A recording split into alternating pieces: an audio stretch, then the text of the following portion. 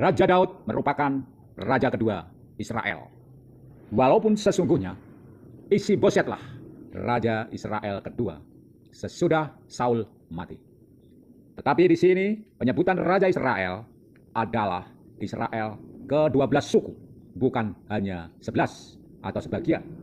Oleh karena pada saat Raja Daud menjadi raja Yudea atau Yehuda, pada saat yang sama Isi-Bosetlah raja Israel yang tidak termasuk suku Yehuda. Jadi suku-suku yang lain teristimewa adalah suku Benyamin yang merupakan suku dari mana Raja Saul berasal. Isi-Boset adalah anak dari Raja Saul.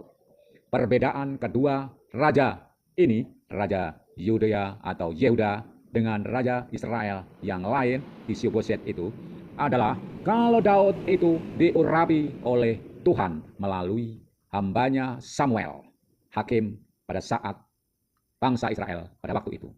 Sedangkan Raja Isi-Boset, anak dari Raja Saul, yang mengurapi atau mengangkat adalah panglima perangnya, yaitu Abner. Nah, saudara, berpihak kepada siapakah sejarah sebetulnya?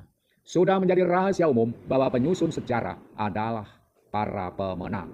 Tidak mengherankan Indonesia pada saat negara ini terdapat negara Republik Indonesia Serikat. Sesungguhnya pada saat Insinyur Soekarno diangkat menjadi Presiden Republik Indonesia Serikat, di Yogyakarta ada Presiden Republik Indonesia yang berpusat di Yogyakarta, yaitu Presiden Asyad. Tetapi sejarah mencatat bahwa Indonesia, presiden pertamanya adalah Soekarno. Demikian juga pada saat di Sumatera ada negara Indonesia sementara, presidennya ada lain lagi, orang Sumatera. Tetapi tidak pernah dicatat dalam sejarah sebagai presiden.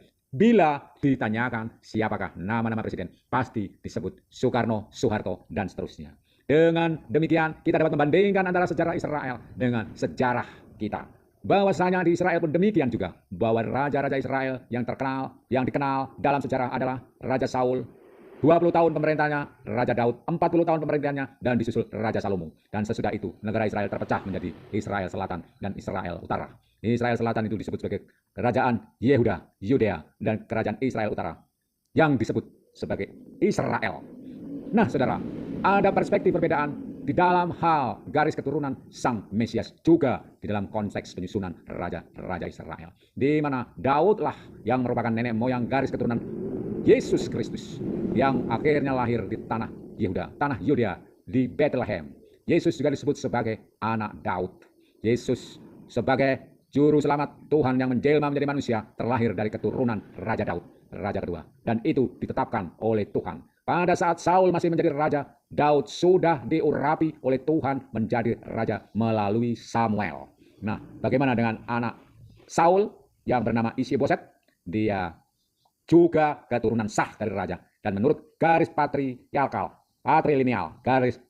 yang berasal dari keturunan laki-laki, maka yang menjadi pewarisah sebetulnya adalah Isi-Boset ini setelah Yonatan, anak sulung Raja Saul, tewas dalam pertempuran melawan Filistin bersama dengan ayahnya Raja Saul, yang dinyatakan sesungguhnya Raja Saul mati bunuh diri, bukan dipancung oleh orang yang membawa kepalanya dan dibawa ke depan Raja Daud untuk cari muka dan cari penghargaan.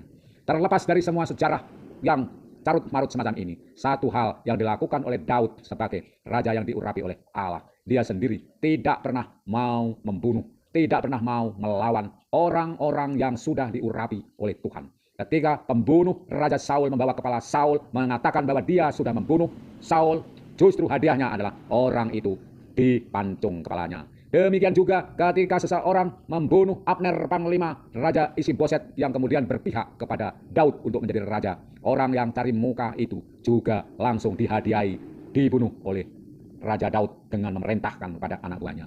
Demikian juga ketika kepala Isi-Boset dipancung dan diserahkan kepada Raja Daud, maka Daud pun membunuh orang itu.